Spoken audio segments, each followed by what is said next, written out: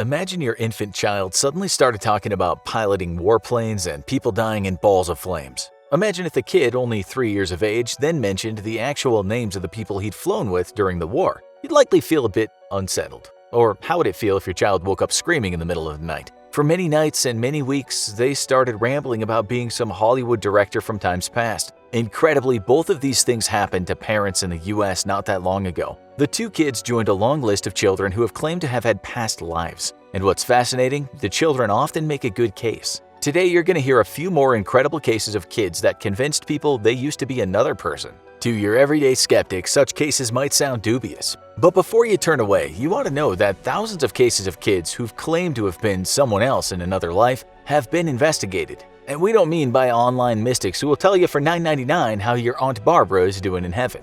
Dr. Jim Tucker, professor of psychiatry and neurobehavioral sciences at the University of Virginia, is one such man who's put a lot of effort into trying to find out what's going on with these kids. Since the 1990s, he's been traveling all over the world in search of such kids, and of the 2,500 plus cases he's studied, few of them fail to fascinate. Before we get to some of the most confounding cases out there, first we'll tell you some things Mr. Tucker discovered during his many years of research. For one thing, it turned out that 70% of kids who claim to have lived past lives have lived the life of someone who hadn't had a very natural death, meaning the person had either died from an accident, murder, or they'd taken their own life. Tucker said during research he'd never investigate a case if the parent of the child couldn't name names or give addresses, or talk about how many places the child said he or she had been in their past life. If there was some information to work with, however, Tucker would meet the parents and child and take things further. Tucker might have started off a bit skeptical, but as things have turned out, some children just knew too much. You can't really call this research science. It's more pseudoscience, but still, the kids said some interesting things.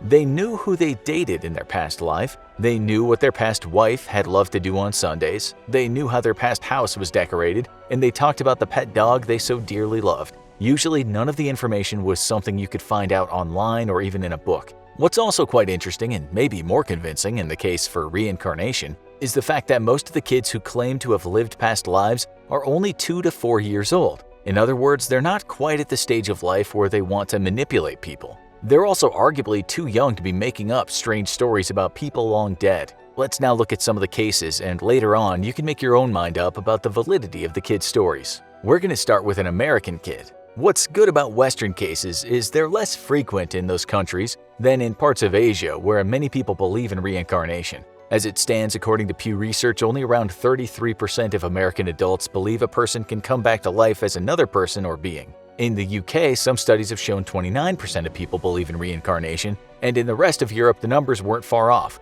Still, being born again is much more of a thing in most of Asia. In parts of Southeast Asia, such as Myanmar, Laos, and Thailand, reincarnation is no laughing matter. It's a fact of life for many people. We'll come to the amazing stories from the East later, but seeing as Americans are for the most part skeptical of life after death, the good old US is a good starting place. The kid's name was Patrick, and in this case, he was investigated by a US psychology professor named Dr. Ian Stevenson, as well as the professor we just talked about. Patrick's mother had called the professors and told them she was convinced he was actually the reborn version of Patrick's deceased half-brother, Kevin.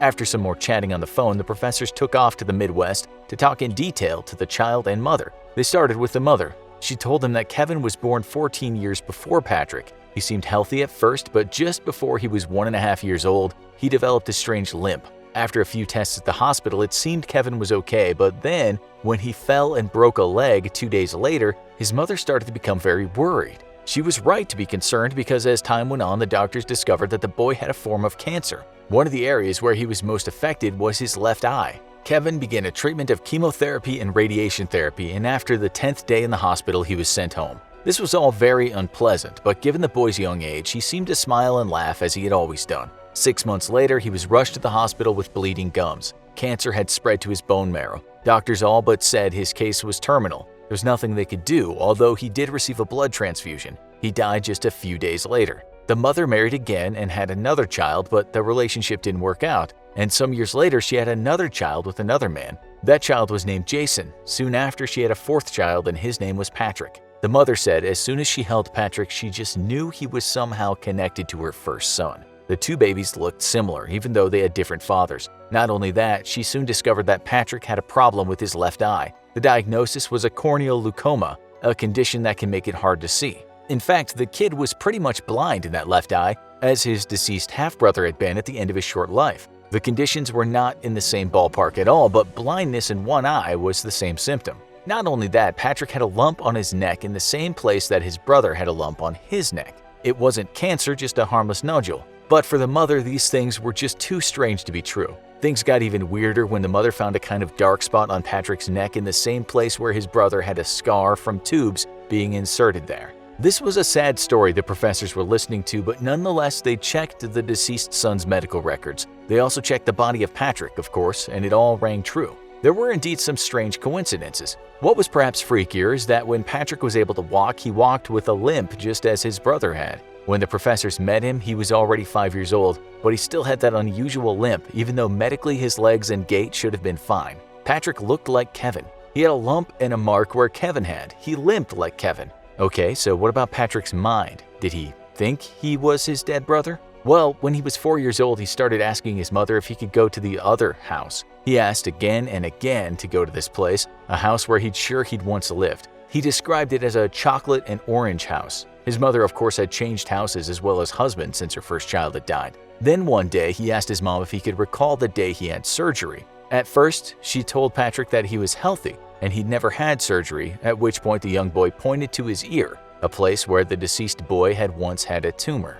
The mother kept pictures of Kevin under lock and key, but one day Patrick discovered one and he ran to her and shouted, "Here's my picture, that's me." At other times, he'd talk about a puppy he once had, or should we say his deceased half-brother once had. He even recalled a day he went swimming with his grandfather and others, and a guy's head was dunked under the water. He was referencing events from Kevin's life. You might now be thinking, well, the mother could have made all that up. Sure, that's a possibility. A weird thing to do, but a possibility. The professors interviewed other members of the family, including the mother's sister and Patrick's siblings. They talked about how Patrick would often talk about heaven, although Patrick's father said his kid didn't talk to him about this past life. When the professors talked to Patrick, he told them about this other person he had been, although he did so as if he were with the other kid, not actually the kid. He said he went to the zoo with him and talked about how they'd play in the same bedroom, all the time describing a room that the professors found fitted the description of the dead son's bedroom. Patrick also told them about the time he went to the ranch and saw the bulls, something only his brother had done. Okay, maybe the case doesn't convince you, but keep watching because stranger cases are on the way. Now let's swing over to Thailand, a place where every day people try to please the spirits with bottles of Fanta. This is the case of a boy named Juta, who was 4 years old when his case was investigated. A few months after this kid took his first breaths in the world, his mother's brother died in a motorcycle accident in Bangkok. After that, Juta got very sick and came down with a terrible fever. He also developed two rather strange big spots on his left arm, right at the place where his deceased uncle had a similar marking. The uncle had started to get a tattoo, but after suffering a bit, chickened out. Instead of a drawing, all he had was the start of a drawing, which were two spots. Juta then started calling his own mother Little Noe, which was what her dead brother had called her. Things then got really weird when older folks would go around the house to visit. Juta would talk to the adults using informal language that kids just don't use with grown-ups in Thailand. Not only that, he put ice in their beer and stirred it with his finger, something his uncle used to do. And yes, Thais almost always add ice to the beer. The stuff gets warm there quickly. After the kid had given everyone a glass of beer, he'd take one for himself. He was 4, don't forget. And this wanting of beer happened all the time, something which mirrored his uncle's predilections. Juta also claimed that he once worked in Bangkok in construction. He hadn't even been to Bangkok. All this was heard by the investigators, but when they returned for a second meeting a few months later, little Juta was no longer talking in that adult language and he'd even gone off the beer, refusing one even if one was put in front of him. The spots on his arm were becoming harder to see, and according to investigators, the once grown-up boy had become a normal little boy. Juta's family believed that the soul of the deceased had entered Juta but had now left. The next case is similar but quite a lot more confounding. It was investigated in collaboration between U.S. professors and a professor of clinical psychology at the National Institute of Mental Health and Neurosciences in India. It's about a woman named Uttara who at the time of the investigation was 33 years old. She had some mental health issues, so had been told to meditate. She did just that. But what happened next surprised her caregivers. She'd alternate between extremes of silence and hysteria, and sometimes start talking in a foreign language even though she couldn't speak any foreign languages. The doctors at the time thought she was speaking Bengali, although her parents told them she couldn't speak a word of it, never mind talk for ages in it. She was sent home, but there were problems, to say the least. She could no longer speak her native Marathi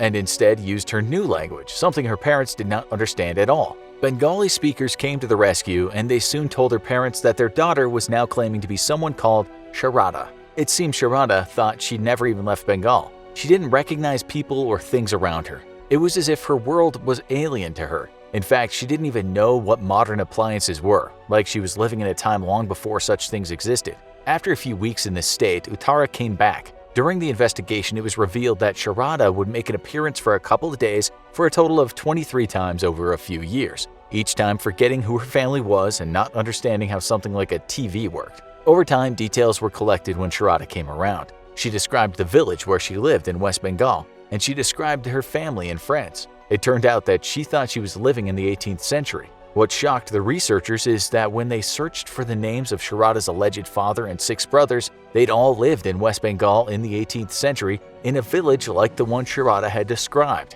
On top of that, professors who were native Bengali speakers talked with Sharada, and they agreed that while she made a few mistakes, she was definitely fluent. Still, skeptics have said that the girl could have somehow secretly learned the language. That rings true when you find out a linguist said her way of speaking was not from the 18th century and her accent wasn't spot on. Was this really a case of a woman suffering from a severe case of multiple personality disorder, or was she really the part-time vessel for a possessor of souls? Let's finish with another story from the West. If you think these kids are all making things up, this tale might change your mind. It's the story of a Scottish boy named Cameron. At the time academics got to hear about this unusual story, he was 5 years old and living in Glasgow. They were told young Cameron believed he had another mother, and she lived a long way off on an island called Barra in the pretty remote part of Scotland called the Outer Hebrides. This island has just over 1,000 people living on it, but it seemed young Cameron thought he was one of them, or had been one of them. When the U.S. investigator arrived in Glasgow, he soon found that at the age of just over 2,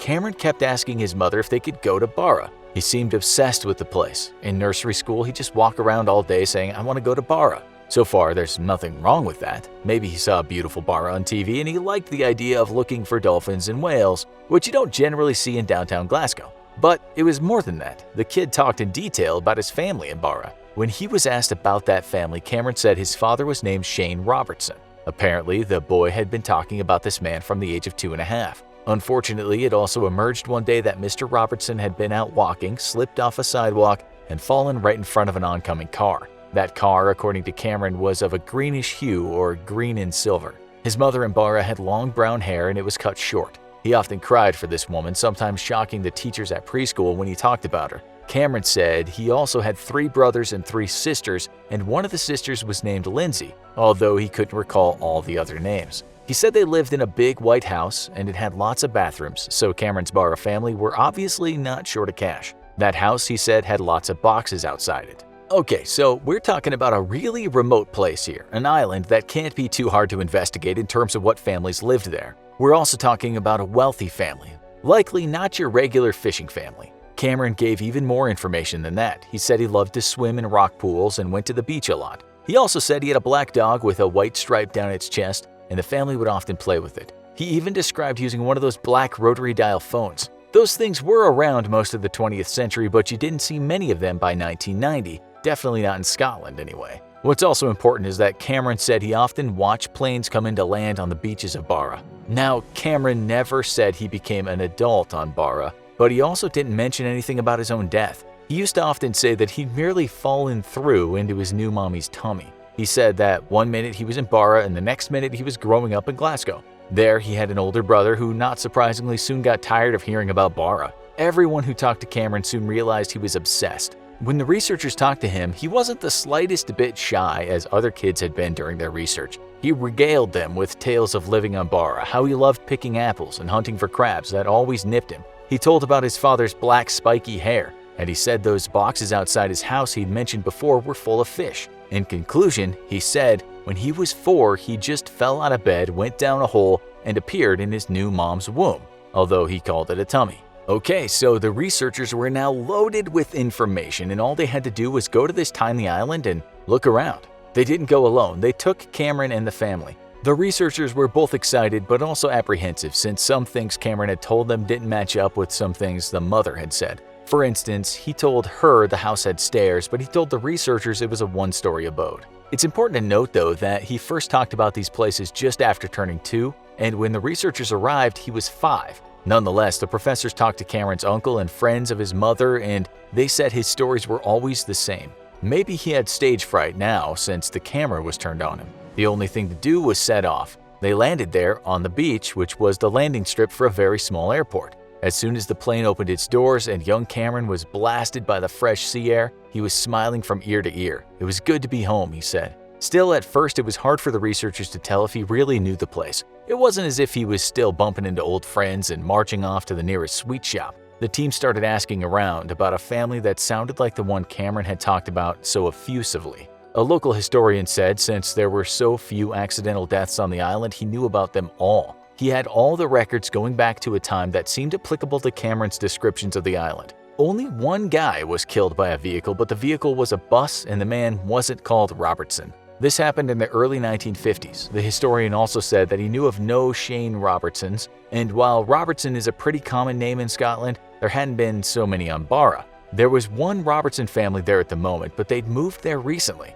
There was also another Robertson family in the 30s. Other things didn't match up. Houses with many toilets were a recent thing on the island. Cameron could have watched planes land, but he'd have to have been on the northern part of the island, although he seemed to know the southern part better. Nonetheless, swimming in rock pools was a very popular activity for kids in the past. Was that it though? Did Cameron just have an amazing imagination for a 2-year-old? The researchers were about to give up when the historian called him a few days later. He found a Robertson family that had lived on the northern part of the island. The reason they didn't show up in the records is that when they stayed on Barra, they only did so for vacation periods. And listen to this, this fairly wealthy shipping family had a large white house built for them, and that's where they vacationed in the 60s and 70s. It was built right next to the beach. This house was called Sanderling, and according to some of the older residents on the island, it was often full of kids. Then the researcher and the historian made a breakthrough. They found the address of a man related to the Sanderling Robertsons, and he was still on the island,